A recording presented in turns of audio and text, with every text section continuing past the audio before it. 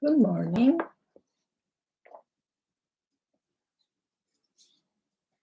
Let's continue. There were serious problems in the public sector as well. First, the financial regulatory structure was basically the same structure that had been created in the 1930s during the Depression. And in particular, it did not keep up with changes in the structure of the financial system. One aspect of that was that there were many important financial firms that did not really have any serious comprehensive supervision by any financial regulator. An example was AIG, which was an insurance company. The insurance regulators looked primarily at the insurance products AIG sold. The Office of Thrift Supervision looked primarily at the small banks that AIG owned, but nobody was really looking carefully at this CDS problem that I was just describing.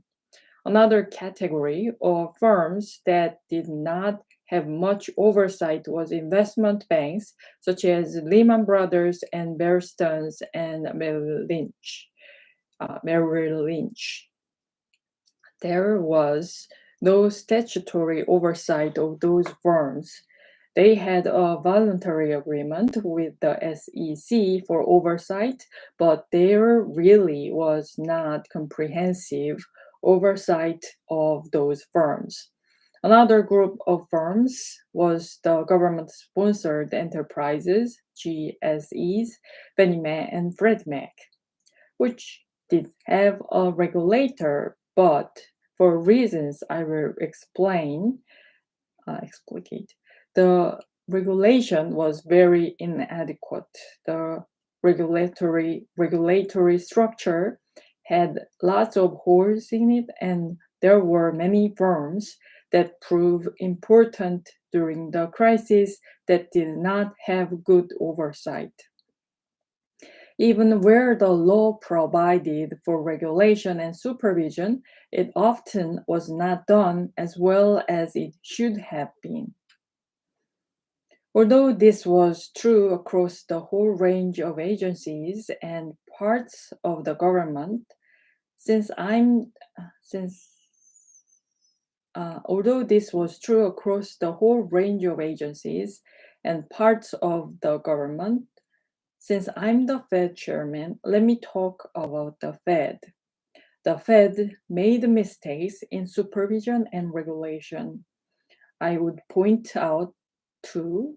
One would be in its supervision of banks and bank holding companies. It did not press hard enough on this issue of measuring risks. I mentioned earlier that a lot of banks simply did not have the capacity to thoroughly understand the risks they were taking.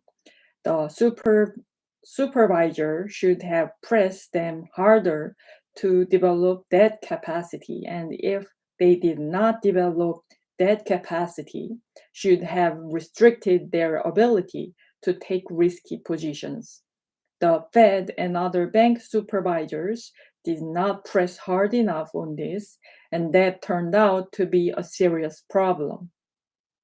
A second area where the Fed performed poorly was in consumer protection. The Fed had authority to provide some protections to mortgage borrowers that, if used ineffectively, would have reduced at least some of the bad lending that occurred during the latter part of the housing bubble. But for a variety of reasons, that was not done to the extent it should have been.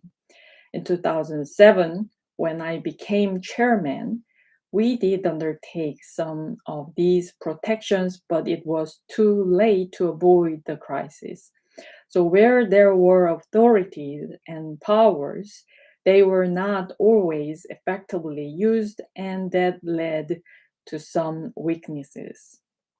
A finer and perhaps more subtle point is that the way our regulatory system is set up individual agencies such as the Fed or the Office of the Comptroller of the Currency or the Office of Thrift Supervision typically had as their responsibility just a specific set of firms. So the Office of Thrift Supervision was responsible only for thrifts, thrifts, and similar institutions. Unfortunately, the problems that arose during the crisis were much broader based than that. They transcended any single firm or small group of firms. They encompasses the whole system. And so essentially what was missing here was enough attention being paid to things that could affect the system as a whole, as opposed to just individual firms. Nobody was in charge of looking to see whether there were problems related to the overall financial system or the relationships among different markets and different firms that could create stress or even a crisis. So, those were some of the vulnerabilities in the public sector. Let me conclude by talking about a controversial topic, the role of monetary policy. Many people have argued that another contributor to the housing bubble was the fact that the Fed kept interest rates low in the early part of the 2000s following the recession of 2001 when the economy got very weak and there was very slow job growth in 2001 and subsequently, and when inflation fell very low, the Fed cut interest rates. In 2003, the federal funds rate got down to 1%.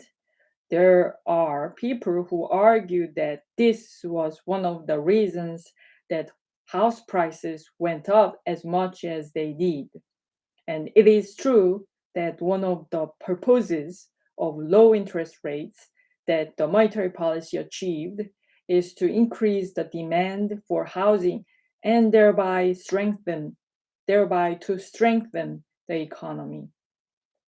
As I say, this is very controversial, but it is also very important, not only because we want to understand the crisis, but also because we want to think about what we should take into account when we formulate monetary policy in the future. So, what extent should we be thinking about things like housing bubbles when we make monetary policy? We have looked at this in great detail inside the Fed, and there has been a lot of research outside the Fed, and there is no consensus on this, and you will probably hear different points of view.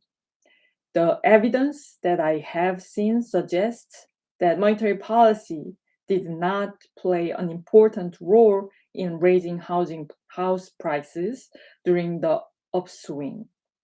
Let me talk a little bit about some of the evidence on this question. One piece of evidence is the international comparison. People do not appreciate that the boom and bust in the United States was not unique. Many countries around the world had booms and busts in house prices, and these booms and busts were not very closely related to the monetary policies of those particular countries. For example, the United Kingdom had a house price boom that was as big or bigger than that in the United States. But monetary policy was much tighter in the United Kingdom than it was in the United States. So there is a puzzle for the monetary theory of the house boom. Another example, Germany and Spain both share the euro. So they have the same central bank, the European Central Bank, and the same monetary policy. Germany's house prices remained absolutely flat throughout the entire crisis, whereas Spain had an enormous house price increase considerably larger than that in the United States.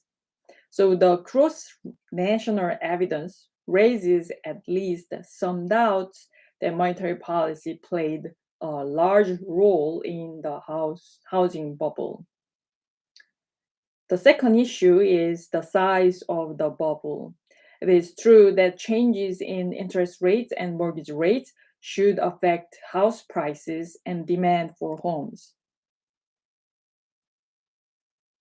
And there is a lot of evidence to look at that over a long period of time. But when you look at how much interest rate changed, including mortgage rates, and how much house prices moved based on historical relationship, you can explain only a very small part of the increase in house prices.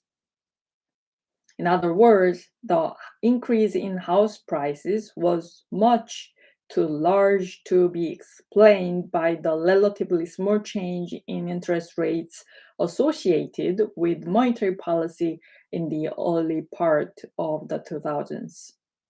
The final piece of evidence will be read in the next week.